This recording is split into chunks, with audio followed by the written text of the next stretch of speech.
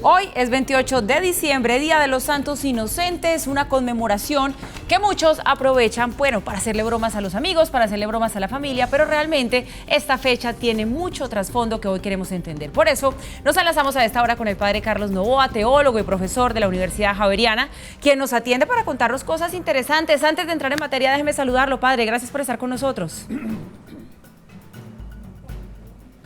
Paula, muchísimas gracias. Un honor para mí, como siempre, estas invitaciones generosas que ustedes me hacen. Bueno, padre, origen de esta conmemoración y por qué es el 28 de diciembre. Bueno, el origen de esta conmemoración es evangélica.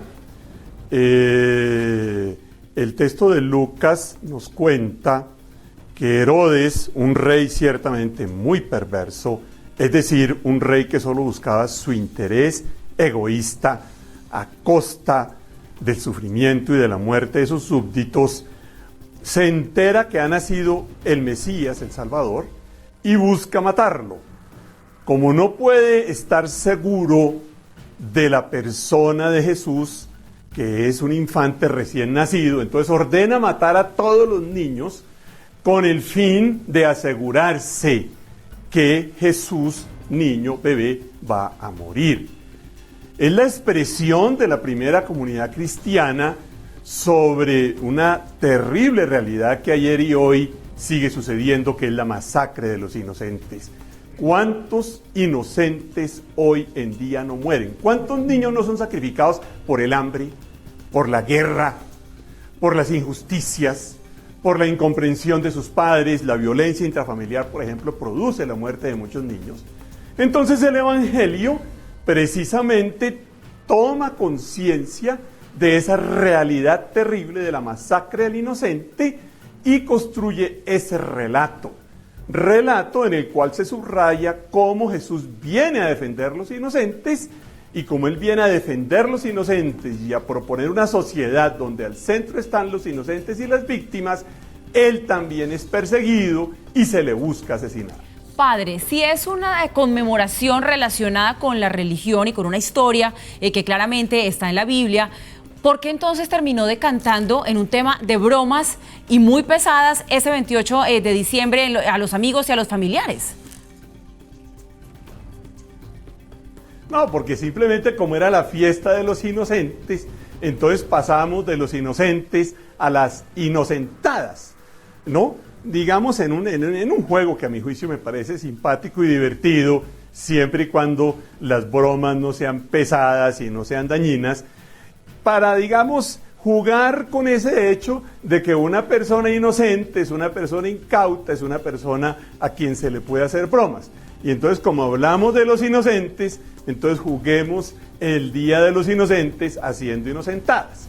Ese es, digamos, el origen de hacer bromas y de hacer chanzas de pronto un poquito pesadas a las personas para hacerles inocentadas. Es una costumbre muy antigua dentro de la comunidad cristiana y dentro de los países que se mueven en una cultura cristiana. Pero entonces, padre, si nosotros no queremos unirnos a esta conmemoración haciendo bromas, ¿cómo deberíamos realmente conmemorar este día? Porque usted ahora hacía un llamado bien interesante. Hablaba de lo que pasó hace muchos años, por lo cual se originó el Día de los Santos Inocentes, pero de lo que sigue pasando hoy con nuestros niños. ¿Cómo deberíamos conmemorarlo de una manera distinta? No, pues sin lugar a dudas, tomando una conciencia y generando una cultura de protección a todos los inocentes, y de manera particular a las niñas y niños que hoy en día son masacrados, como en la época de Herodes, que es realmente el profundo sentido del texto evangélico. Hacernos tomar conciencia de la victimización del inocente y de manera particular de niñas y niños. ¿Cuántos niños no mueren en las guerras? ¿Cuántos niños no mueren de hambre? Ya tenemos en La Guajira este año más de 60 niños. ¿Cuántos niños no han muerto en la violencia fratricida de este país? ¿Cuántos niños no están muriendo en Siria? ¿Cuántos niños no mueren por violencia sexual, por abuso sexual de menores?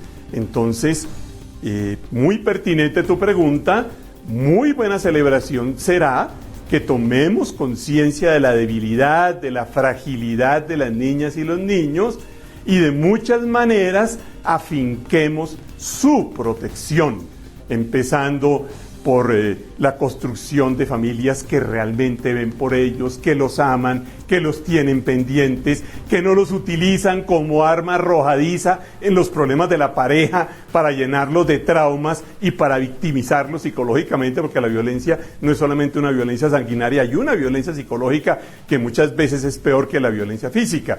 Que tomemos conciencia de la necesidad de generar ambientes protegidos en la familia, en la escuela, en los clubes, en la calle, en todo lugar donde se encuentren niños, y no solamente niños, sino, insisto, tantas millones y millones de personas inocentes que son víctimas de la arrogancia de poder que impera en este mundo. Es cierto, padre, tenemos que estar mucho más atentos a nuestros niños. Muchas gracias por estar con nosotros hoy, padre Carlos Novoa, teólogo y profesor de la Universidad Javeriana.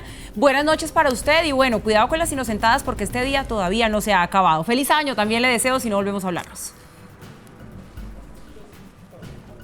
Igualmente, muchísimas gracias. Feliz año para todos los televidentes.